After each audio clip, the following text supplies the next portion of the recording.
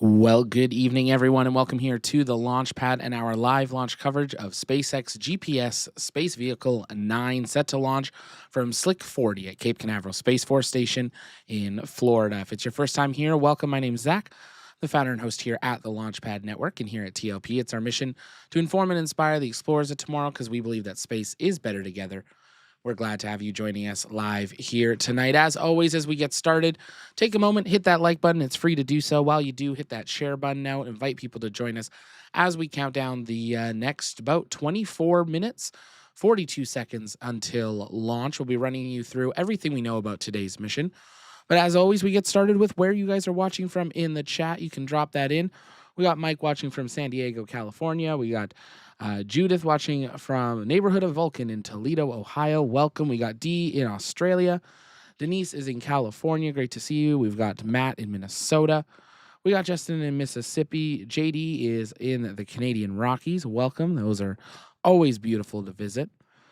Colt is watching from the Titusville, Florida, across the river from the Space Center. That is a great place to watch tonight's launch from. If any of you happen to be down there for the launch tonight and take photos or videos of today's mission, make sure you send them on over to us. There's a few ways you can do that. You can do so via our Discord. It's where our community hangs out in between streams. We'd love to see your photos in there and see you chatting up with the space community. The other option, we have our Facebook page. I know we've not really promoted this one, but it's been really popping off, and we've been doing a lot of work on it over the last month. So if you do still use Facebook, definitely check that out. You can search the Launchpad there. We got the Facebook page and the Facebook group, both really active space communities. Or if you're on X, you can use TLPN_official. We're everywhere that you want to find us, you can find us. But we're glad to have you joining us live here tonight. If you haven't yet, hit the like button, follow, subscribe, depending what platform you're on. And as always, if you have questions, you can send those in the chat by tagging me at the Launchpad, and I'll do my best to be answering those questions live for you guys here tonight. On the left side of your screen, you can see those milestones that we are slowly ticking through here this evening as we continue through propellant loading. About 12 minutes ago, we had RP1 load begin on both the first and second stage. The first stage LOX load has also begun at this time. In just over 6.5 minutes, we will have LOX begin to load onto the second stage. So we'll be keeping that countdown timeline up for you guys throughout the broadcast, something that we're bringing out with our new overlay. Lots of things coming here in the new future as we get ready for the big launch of the year, probably the biggest launch of the year, Artemis II. But February is going to be insane, and I'm going to include the first week or two of March into that. We're going to have 6 weeks of an incredible space flight. We are going to have, hopefully, SLS. We are going to probably have a Starship. We're going to have a crew Falcon 9 to the space station. We're going to have Vulcan. Who knows what Russia and China and India are going to do? Of course, you're going to have like a dozen Starlinks in there. And who knows what else is going to show up on the schedule. It is going to be an incredibly busy month of February. I'm super excited to be heading down to the Space Coast in 5 days. I probably should start packing up the studio, but we can worry about that before the flight, right?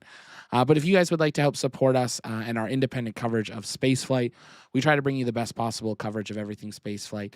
You can hit that join button either on YouTube or on Facebook.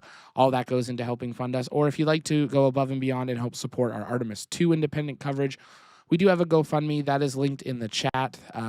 Thank you, Nightbot, for dropping that in there. If you'd hang out, head over there.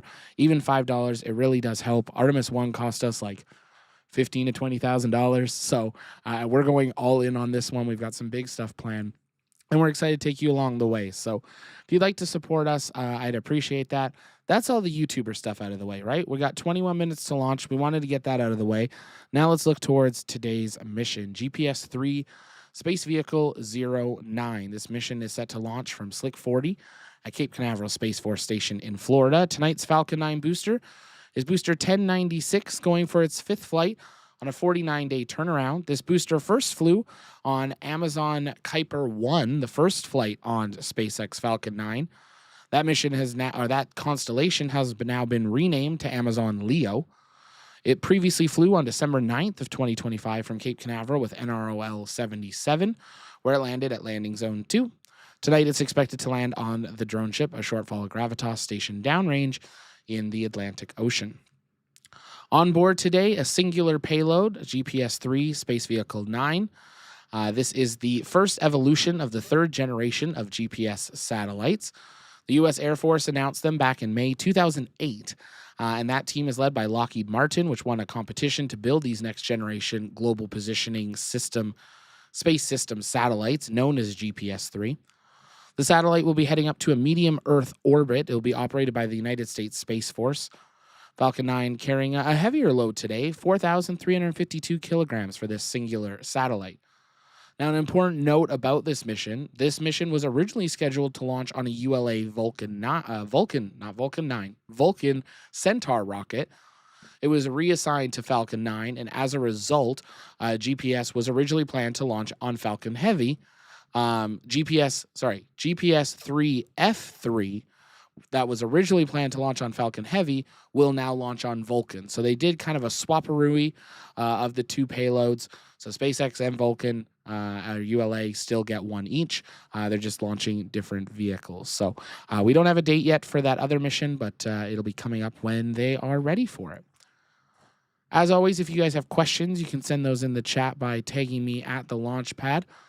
Taking a look at the launch window here tonight, we had a launch window of 11:38 p.m. Eastern to 11:53 p.m. Eastern, and they are targeting 11:53 and 16 seconds. We don't know the exact seconds that the window ended tonight, so they are targeting that very last minute. SpaceX confirmed weather is looking good. They are going into propellant loading. They confirmed that about 20 minutes ago when we had that prop load go, no go poll. We are expecting SpaceX to begin their live coverage in about 8 minutes from now. And once they do, of course, we will patch that in live for you guys to listen in to Mission Control. On your screen, you can see no lightning strikes in the last couple of hours. We got green across the board for lightning and severe weather. We do have a steady state wind, and that's to unforeseen, and rare to see purple on the temperature. It is cold on the Florida Space Coast, like it is for probably most of North America, but they are still going to be able to go for a launch opportunity here this evening based on everything that they have been looking at. I'm going to take a chance here, check up on the chat, seeing if you guys have questions there. Make sure you send those in by tagging me at the launch pad, and we'll work on answering those live. Say hello to a few more people. We got KFB in Utah. Barbara is near Houston, Texas. We got XK in Slovakia. Welcome. Be very early in the morning, I think, for you. Welcome. We got Gerald watching in Port St. Lucie, Florida. Welcome. We got Robert in Miami, hoping to see the rocket pass by. Let me double check the launch trajectory. You're not going to see it tonight, unfortunately. This is launching to the northeast. Now, does that mean you might not see a little orange dot very low on the horizon if you're high enough in altitude? You might, but unfortunately, this is not a southeasterly trajectory. Sorry to break that news to you. Wait a couple days, you'll get a Starlink, and hopefully it'll be heading off that way. We got Raymond watching from Lakeland, Florida. Lots of people in Florida jumping in. We're glad to have you here with us this evening. Penny not going outside this time, very icy and cold. I understand that. It's weird when the Canadian is warmer than most of the U.S. It's very odd. But we're glad to have you all joining us live here today. A quick Artemis II note. Of course, we do have our Countdown to Artemis II broadcast running where you can stay up to date on the latest of that schedule. We are counting down to the wet dress rehearsal for Artemis II. This is the humanity's return to the moon. At this time, in 32 hours, 7 minutes, and 56 seconds, teams are scheduled to arrive on stations to begin the L-49-hour simulated launch countdown. That T0 set for 9 p.m. Eastern time on January 31st. So 3 days, 9 hours, 22 minutes from that simulated T0. If everything goes well, the first opportunity they have to launch is just 9 days, 22 hours, and 3 minutes away. That's insane that we're in single digits for that launch window opening. Whether they hit that first launch window, that's the big question. There's lots of things that still have to be completed by then. But the fact that we're not less than 10 days away now from having a launch window to send a crew back around the moon, if you told me that 5 years ago, I don't think any of us would have believed you. So super exciting. Robert, thank you so much for that super chat. I appreciate that. Thanks for supporting us at that level. We got Splurge watching from Huntsville, Rocket City. Great to have you. We got Joe Pilot in Hong Kong. good afternoon, good morning. I believe it's morning over there. Great to have you here.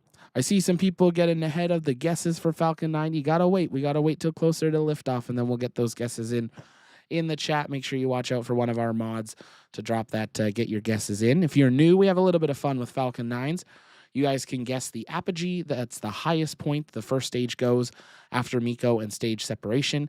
You have to get your guesses in before we have liftoff there. They'll open the guessing window and close it, so make sure you're keeping in an eye on the chat there. But if you're just joining us, welcome. We're keeping an eye on the weather, but we are counting down less than 15 minutes and counting to liftoff of GPS 3 aboard a SpaceX Falcon 9 rocket. Tordy saying, I've waited since Apollo for the moon. Yeah, it is super exciting. I've seen moon missions, but I've never seen a moon crew one. I'm very excited to get to see that. As a kid, that was something you kind of thought that we missed out on, but we'll get to see the moon, and hopefully in a few years, we'll get to see Mars as well. Lots of things coming up here in the near future. If you haven't yet, take a moment, share out the stream, invite people to join us. If you guys have questions, you can send those in the chat. Just make sure you tag me at the launch pad, and I'll work on answering those live to the best of my ability. We did want to take a quick moment today before we really dive too deep into our launch coverage for today's mission. But today is January 27th, and it is a week and a bit of days that we mark in NASA's history. Back on January 27th, 1967, the world lost Gus Grissom, Edward White II, and Roger Chaffee during a pre-launch test of Apollo 1. Apollo 1 was intended to be the first crewed mission of the Apollo program, but instead it became a pivotal moment in spaceflight history. It was one that led the critical design changes. It strengthened our safety standards around crewed and human spaceflight, and a renewed commitment to protecting lives of these brave astronauts.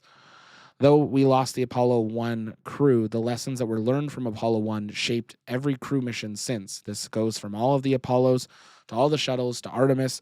Even SpaceX and other countries learned from that horrific day. As we remember going back to the moon, it's important that we remember these milestones that have happened. Unfortunately, NASA has had 3 crew losses, and unfortunately, with exploration, it's very likely that that number will grow as we reach to Mars and beyond. But every astronaut that flies or tries to fly recognize that they are taking a chance to help spread humanity one step further.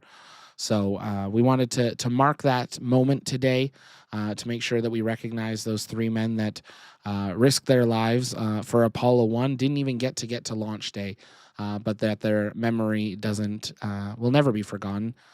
I had the true honor and privilege of visiting Launch Complex 34 a couple of years ago, out to the Apollo 1 launch site and now memorial.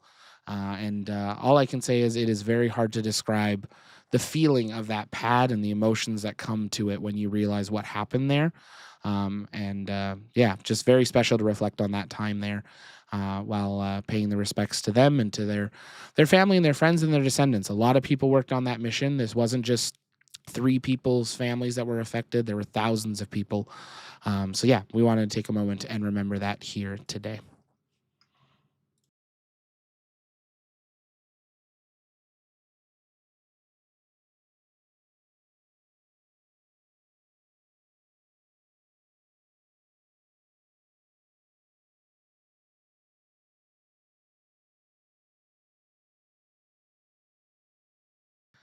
If you're just joining us, we are now 11 minutes, 10 seconds and counting till the targeted T0 for Falcon 9 to carry GPS 3 Space Vehicle 9 up to medium Earth orbit. We are expecting SpaceX to go live here in just about a minute, and the second that they do, we will patch them in. It looks like they've actually gone live a second early, so we're going to patch them in now for you guys. We'll, of course, turn on SpaceX Mission Control's audio the second that they actually begin their commentary coverage, to make sure that you guys are able to listen in, hear the sights and sounds of everything happening from SpaceX's Mission Control and their commentary, as they're going to know. Sorry about that. They're going to know more than I am. And just perfect timing. They're running their intro video. We'll, of course, go full screen for the launch, but we'll be keeping an eye on the weather there. If you haven't yet, take a moment, share out the stream, invite people to join us. So we count down now, just over 10 minutes and counting, till liftoff of SpaceX Falcon 9.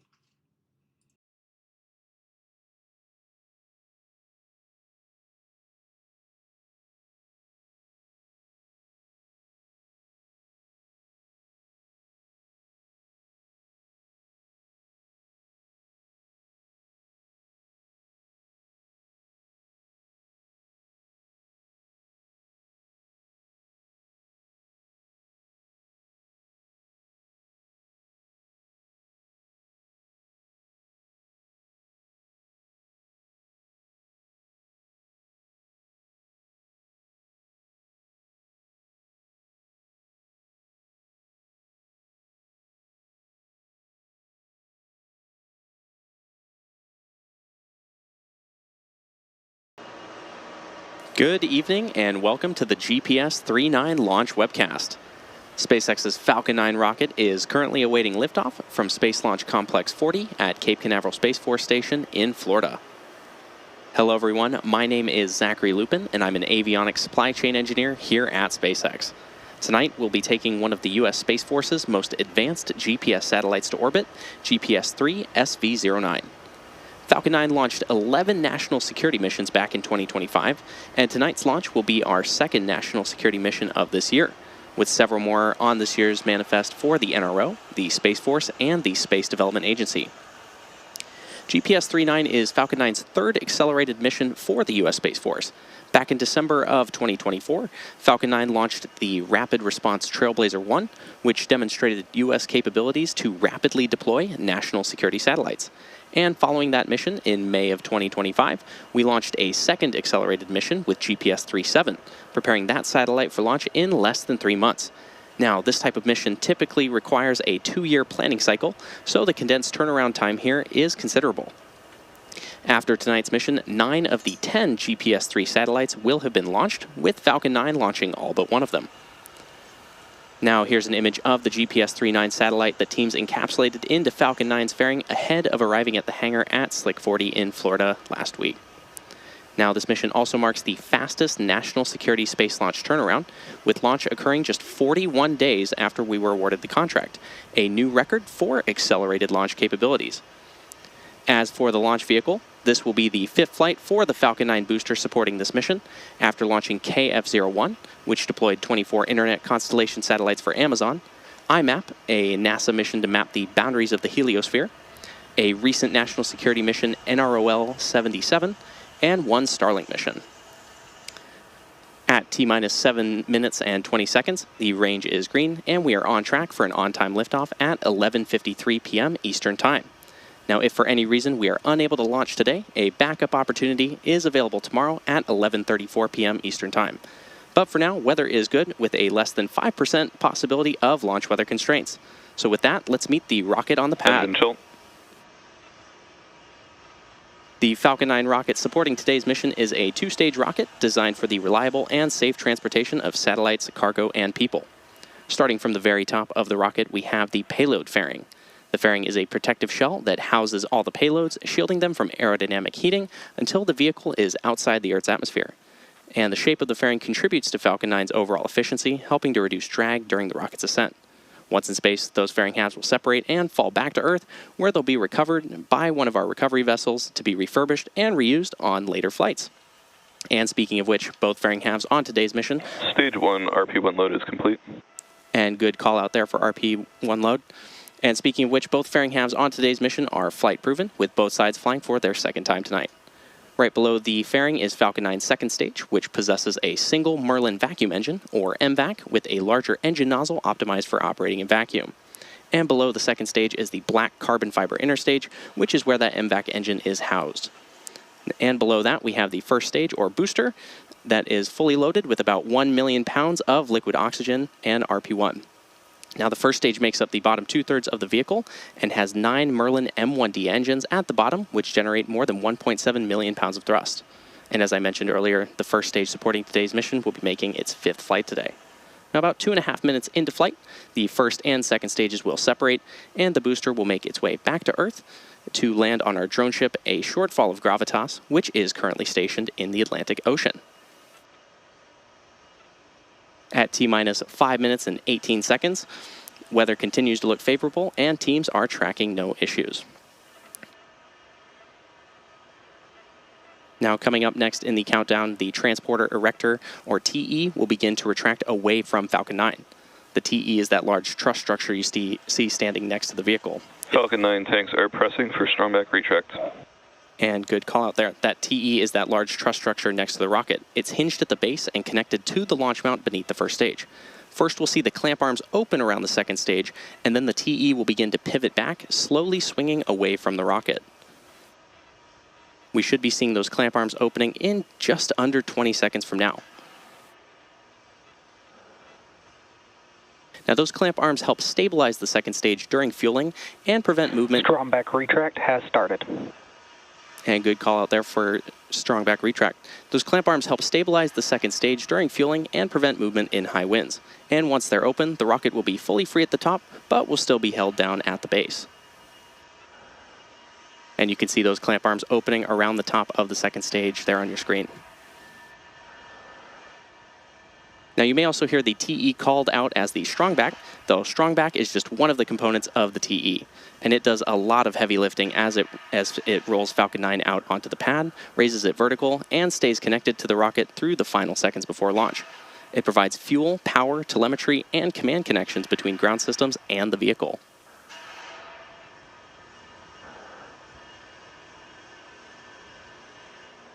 And with those clamp arms fully open, we can now see the strongback reclining away from Falcon.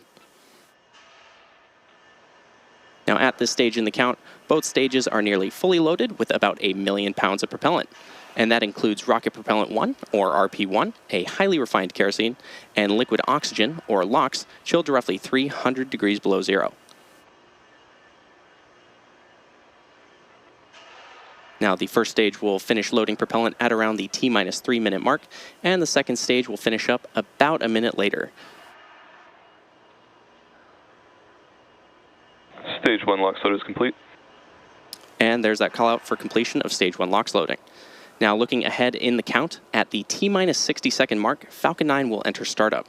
And at that point, the rocket's onboard flight computers will take over. And from there on out, the countdown will be fully autonomous. And then just inside of T-minus 2 seconds, the 9 Merlin 1D engines will ignite. And once they're at full power, Falcon 9 will lift off from the pad and begin its climb to orbit.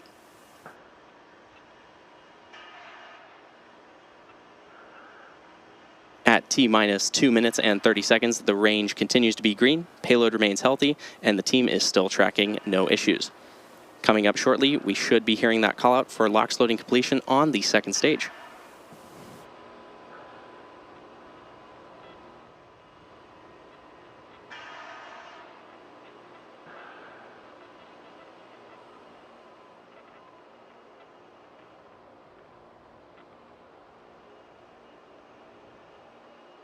Stage 2 LOX load is complete.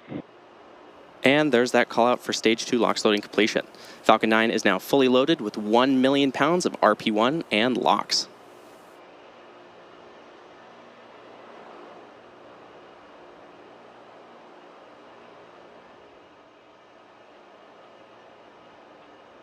Now, coming up shortly, we'll hear that call out that Falcon 9 is in startup. As a reminder, that is the point in the count when the autonomous flight computers will take over the launch count. Gas launch closeouts.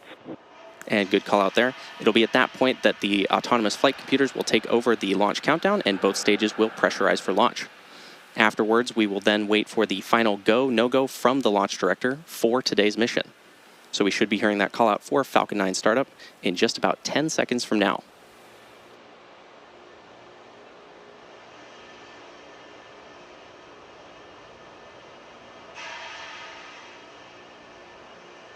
Falcon 9 is in startup.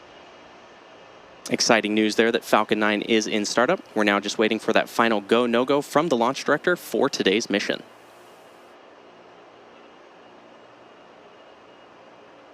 Mission directors, go for launch.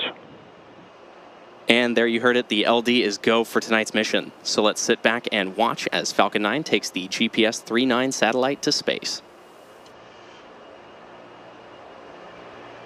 T minus 30 seconds.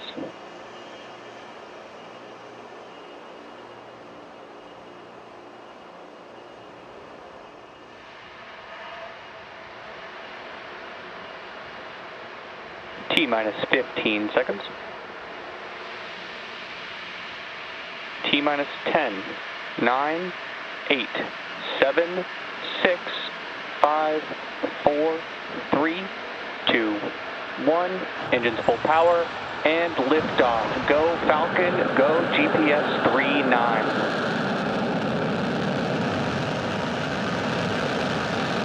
Vehicle is pitching downrange.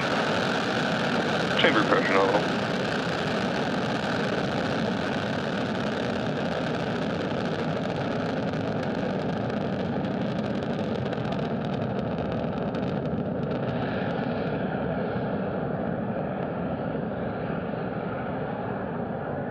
At T plus 30 seconds and counting, Falcon 9 has successfully lifted off from Cape Canaveral Space Force Station in Florida.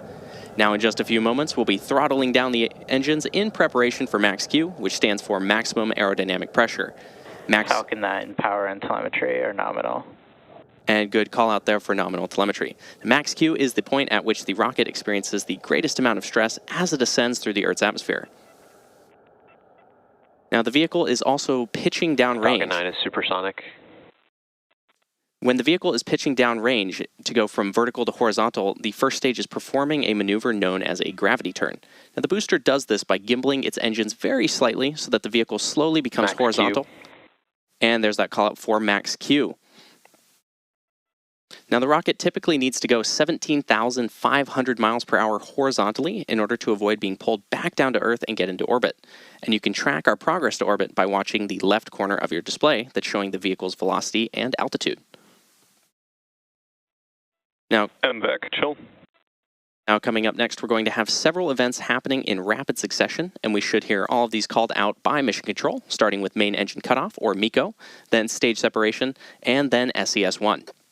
MECO is where we shut down all 9 M1D engines on the first stage, followed by stage separation, which is where the first and second stages of Falcon separate from one another, and second engine start 1, or SES-1, is when we light the MVAC engine on the second stage for the first time. So keep an eye out for these events happening back-to-back just about 20 seconds from now.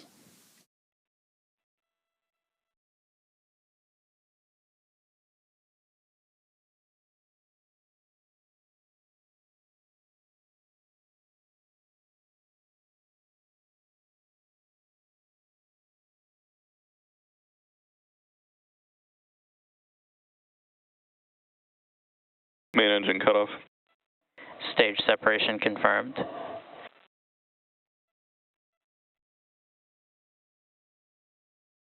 MVAC ignition.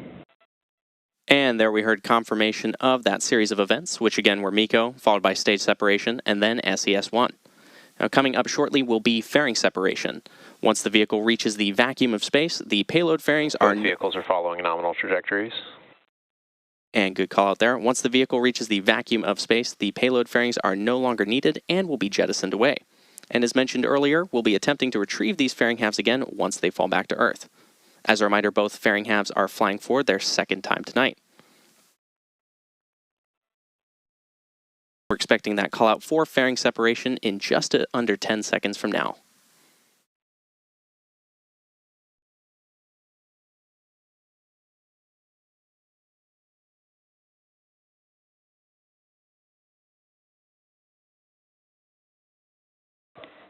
Fairing separation confirmed.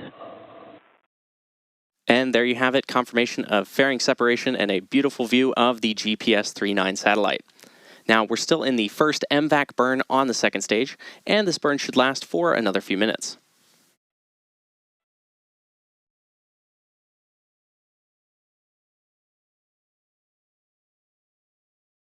Now, the next milestone coming up will be the first stage entry burn in about 2 minutes from now.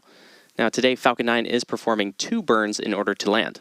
The first burn, known as the entry burn, will slow down the vehicle before hitting the denser parts of the Earth's atmosphere. And without this burn, we'd only be using the atmospheric drag to slow down Falcon 9, which would add extra stress to the vehicle. Following that entry burn, shortly thereafter, the booster will initiate the landing burn, which will slow the vehicle down before touching down on our drone ship.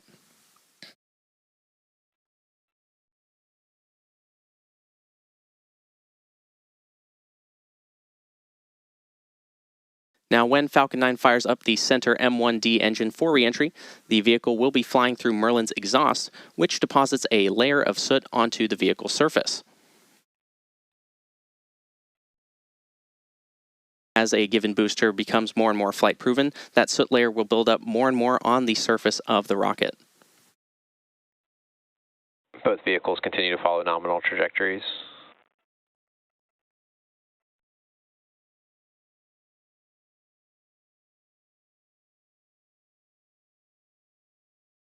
Now, as the booster is descending back to Earth, Falcon 9 will be using its 4 titanium hypersonic grid fins positioned near the top of the first stage to steer the vehicle towards its landing point. And from time to time, when the booster is on screen, you may also see white puffs coming from the booster, and those are cold nitrogen gas bursts, which will help with attitude control.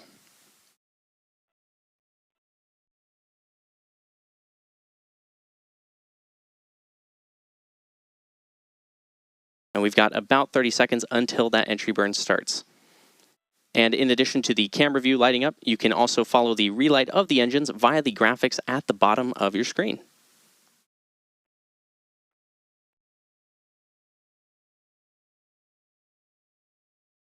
Should be hearing that call out for entry burn in just about 5 seconds from now. Stage 1 FTS is saved. Stage 1 entry burn startup. And there's confirmation of entry burn startup on the Falcon 9 first stage. Now, this burn is set to last about 30 seconds and again is slowing down the vehicle in preparation for its final burn and landing.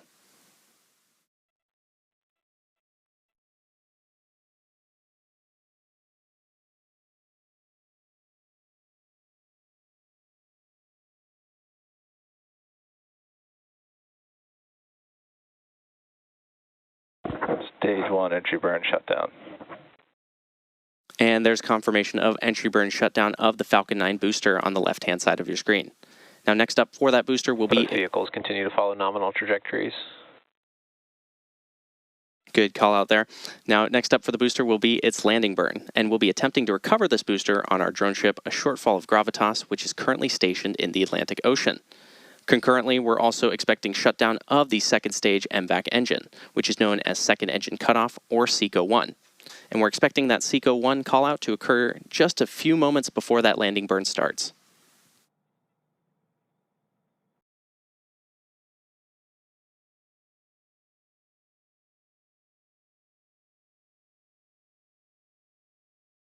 Stage 2 has entered terminal guidance.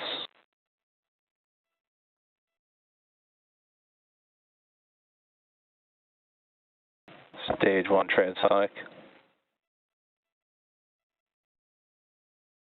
Another series of nominal callouts for both the Falcon 9 first stage and the second stage. Stage 2 FTS is saved. We should be hearing that callout for SECO-1 of the MVAC engine in just a few moments from now.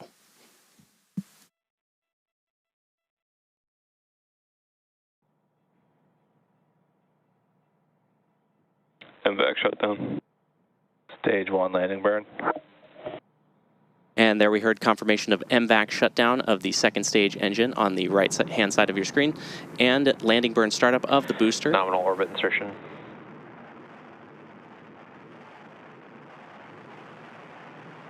Landing leg deployed.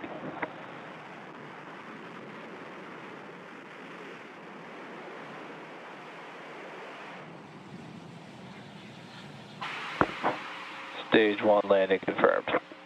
And awesome news there, confirmation of the Falcon 9 booster on our drone ship, a shortfall of gravitas. Now, we also heard confirmation of good orbit.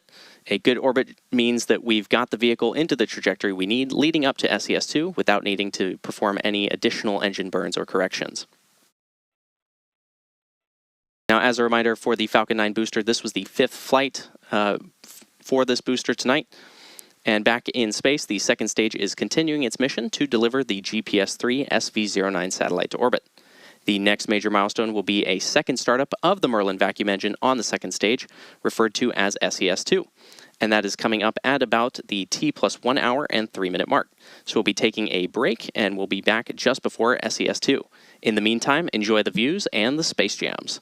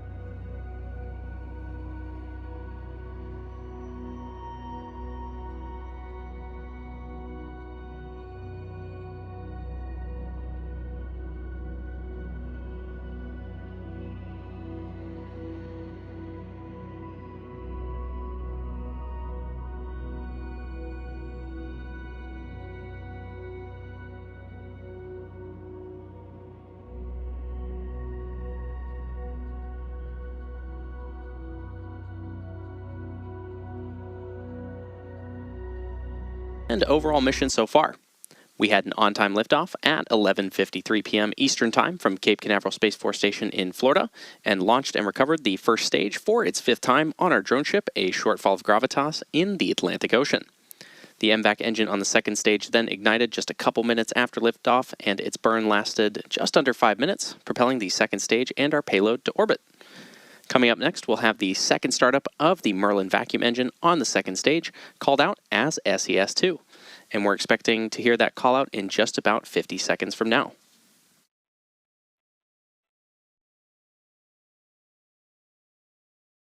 Now, as a reminder, this is the second and final burn of the MVAC engine prior to payload deployment. And we've got some spectacular views of Earth in the background, with the spacecraft currently passing south of Australia.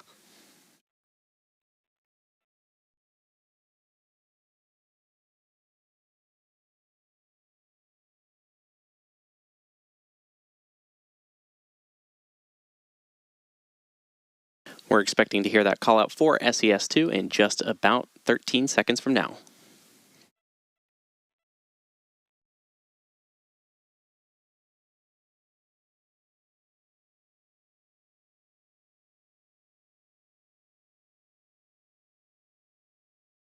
MVAC ignition.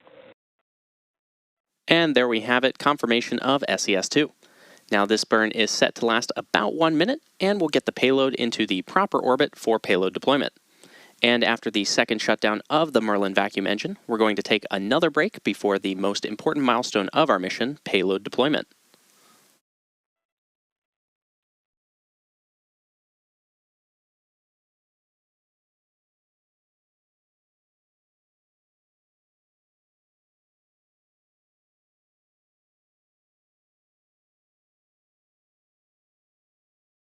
We should be hearing the call out for SECO-2 in just a few moments.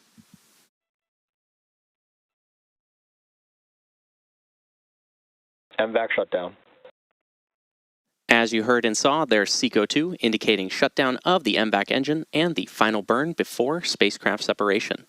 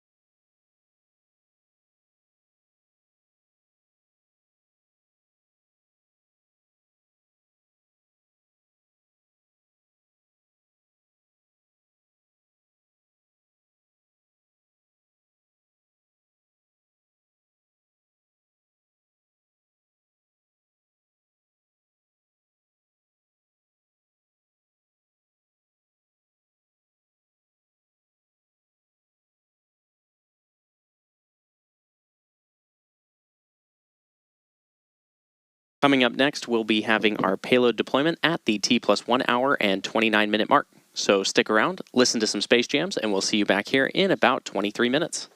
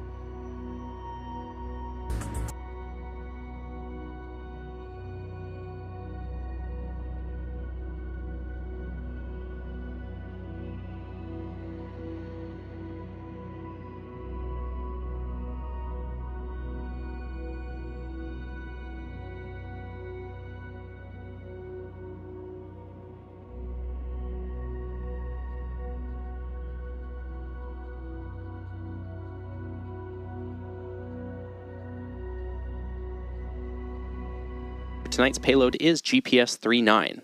The GPS III SV09 satellite is specially named in honor of Colonel Ellison Onizuka. Onizuka was a flight test engineer in the U.S. Air Force and flew on Space Shuttle Discovery, STS-51C, in 1985. Tragically, 1 year later, he served as mission specialist for STS-51L on Space Shuttle Challenger, which broke up 73 seconds into flight.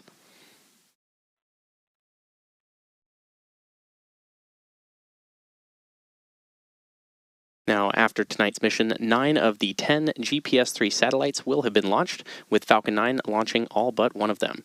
And we should be hearing that call out for payload deployment in just a couple moments.